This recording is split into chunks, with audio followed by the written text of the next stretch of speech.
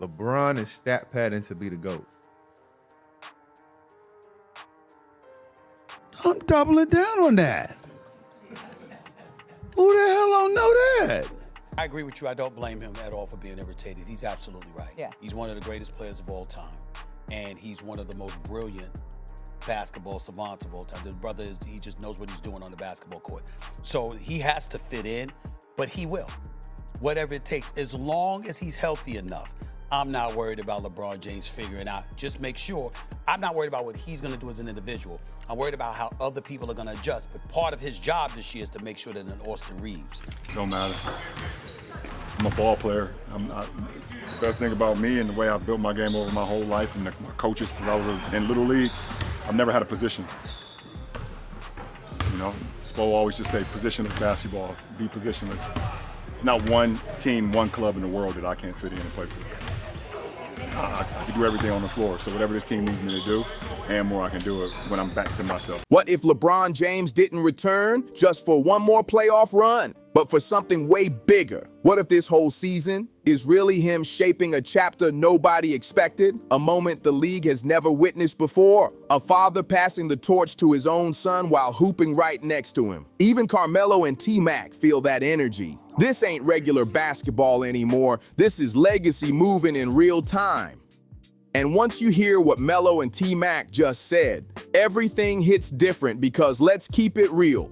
A LeBron and Bronny duo in Lakers colors isn't just a team up, it's a cultural moment that shakes the whole league. Every highlight page pushes the hype. But that same spotlight that lifts this story also scorches Bronny the second he steps on the hardwood. The pressure is wild. The moment Bronny checks in, the question jumps out instantly. Did he really earn this, or is it just LeBron's influence? Like what he brings to the game at this point in his career, he doesn't have to have the ball in his hands. Like he could turn into that third option on a really good team, Laker team, and be as effective as that third option as he would be with the ball in his hands. So I think him coming back allows Luka to continue to do what he's doing.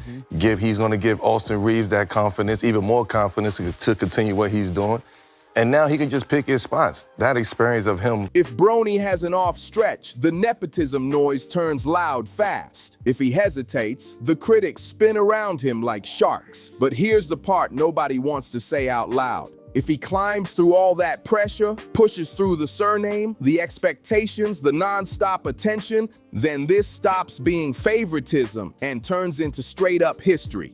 You know, LeBron's return and folks saying he has to, you know, he has to fit in, he has to take a back seat to these guys because they playing so well. Are you kidding me? Yeah. Like, come on, like, let's stop that crazy talk. I think because Bron has been playing off the ball. If people haven't been watching the Lakers and LeBron the last 3 years, he's been playing off the ball. A father teaching his son real NBA lessons and real NBA minutes on the biggest stage in the world during the final chapter of one of the greatest careers ever. That's not a storyline. That's a legacy unfolding right in front of everyone. And maybe that's why LeBron came back, not just to chase another ring, but to write a final chapter with his son standing beside him instead of watching from the crowd. Carmelo Anthony, his brother in arms and fellow draftee, didn't hold back. And what he said, it him. LeBron didn't return with hype or fireworks. He came back with control. From his first possession, the whole game shifted. The ball stopped flying out of bounds. The tempo leveled out. And players who looked lost a week ago suddenly found structure. Reaves made quicker reads. Davis got deeper touches. And the bench locked in like they flipped a switch. This wasn't just leadership, this was restoration. And even without forcing shots, he still dropped 24 on just 14 attempts. Don't matter. I'm a ball player. The best thing about me and the way I've built my game over my whole life and my coaches since I was in Little League, I've never had a position. You know, Spo always just say positionless basketball, be positionless. It's not one team, one club in the world that I can't fit in and play for.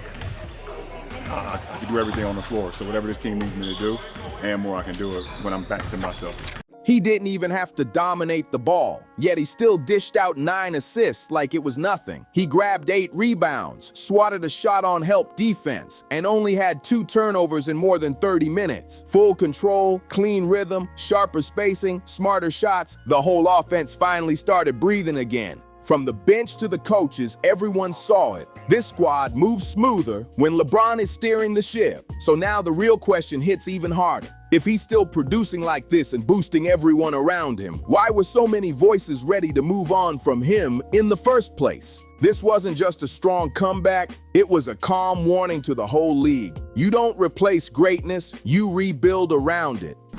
Do you take this thing with Clyde Drexler seriously? Does that give you a little spur? Here's the next challenger, and you got to meet him at high noon on Main Street? That's exactly the way I take it, as a challenge. I'm a competitor, and I need something to drive me in a sense. And every game this season, I felt that someone was trying to take something away from me personally.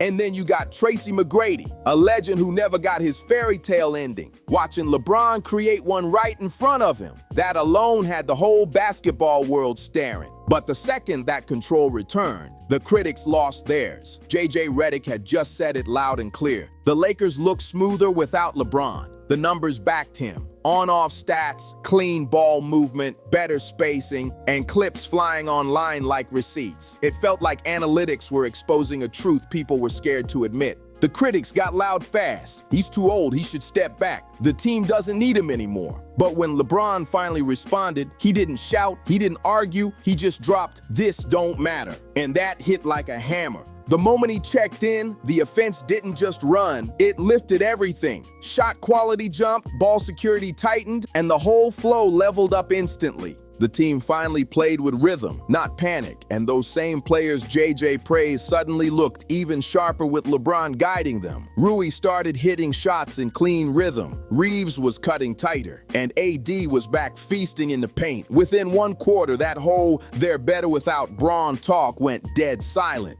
And I didn't listen to him, as you can see, and I just took on a challenge of going in and trying to make things happen for myself. And after that first year, I just said, well, this may be something that I can roll into a dream come true or just reach some of those ultimate goals. Social media flipped on JJ instantly because when you watch the game for real, analytics without context mean nothing. And the fans were right. Redick's take ignored the weight LeBron brings that stats can't track. His gravity, his tempo control, the trust he gets the moment he calls out a set, all of it showed on tape. JJ didn't respond after that. He didn't even have to. The footage handled everything. The film exposed the flaw in the numbers, and once again, LeBron didn't argue. He shifted the whole narrative with the ball in his hands. LeBron didn't clap back at JJ. He didn't need to. He just walked on the floor, reset the entire squad, and let the film speak for him. The stats debate feels ancient now because what LeBron is fighting isn't numbers anymore. It's something bigger. He's up against a ghost, a legend, a legacy so polished it feels untouchable. And while his return sparks arguments about who should lead and whether he should slot behind Luka or Austin, you look at history and remember, Michael Jordan never waited for anyone to hand him a role. MJ hunted every threat in front of him. Back in the 90s, when the media tried to hype Clyde Drexler as the next challenger, Michael didn't downplay it. He embraced it like a showdown at high noon.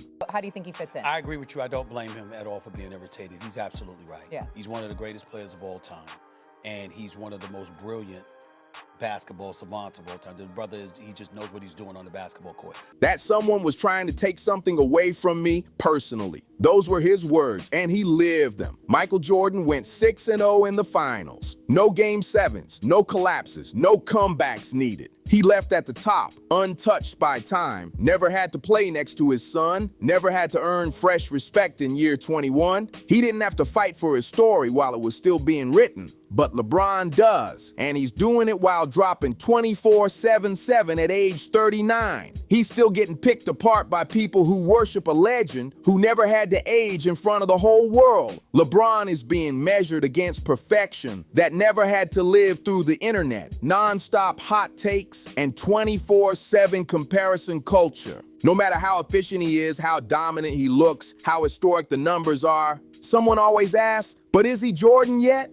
The truth is, Jordan walked away before decline ever touched him. LeBron stayed, took every punch, took the pressure, took the blame, and still showed up to lead, to win, to keep pushing forward. He's raising his son in front of the world while standing under the shadow of a golden statue that never had to bleed for the crown. This isn't basketball anymore. This is a man being judged in real time while he's still bleeding and chasing a ghost that never had to fight this long. Then Stephen A came charging in, loud as always. Not long ago, he was firm on air saying the LeBron era was done. That LeBron is stat pad to be the GOAT. I'm double it down on that. Who the hell don't know that? He claimed the Lakers needed to move forward and that LeBron's presence was more weight than value. And for a moment, it felt like the whole narrative had shifted. But then Stephen A came right back on ESPN shouting, "He's still him. I admit it. I was wrong."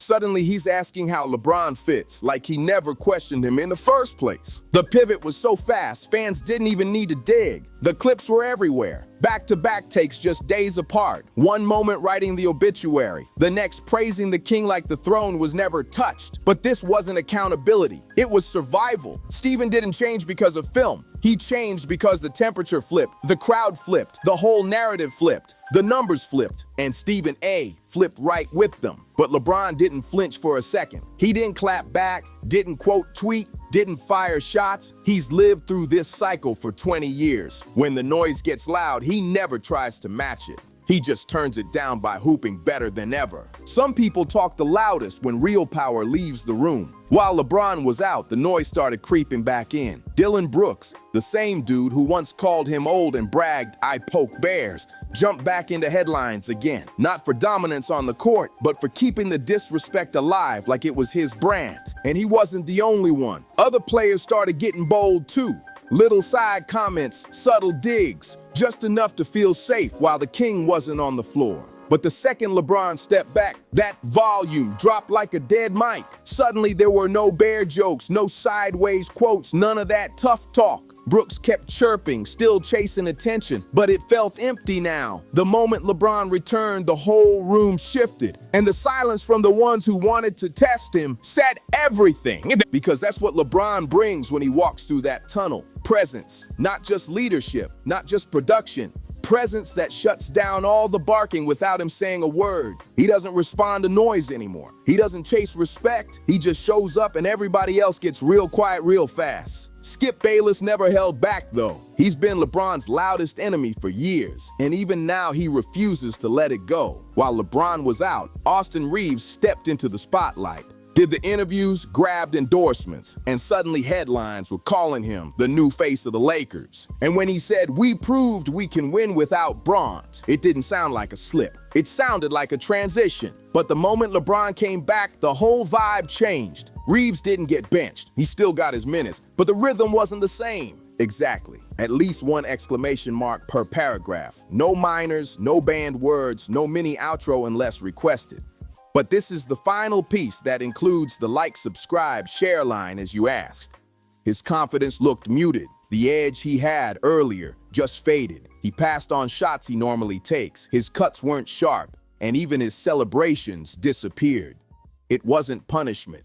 LeBron didn't need to say anything. His presence alone reminded everyone of the order in that locker room. By the second half, the spotlight shifted back, not because he forced it, but because his gravity pulled everything toward him again. When the leader returns, the noise dies down, and when the king walks in, the crowd never needs an announcement. It's felt. Not every shift in energy is something you see on camera. Some things only hit behind closed doors, where the real conversations happen. While LeBron was rehabbing, a quiet rumor started floating around. One young voice, reportedly from inside the locker room, said it straight. "We'll be fine if he doesn't come back." Nobody caught it on video. Didn't have to. Whispers move fast when they cut deep. And now that LeBron is back, the room feels colder. Handshakes that used to be solid are quick now. Smiles are tight, conversations short. No direct conflict, just that heavy silence teammates feel when something unspoken sits between them.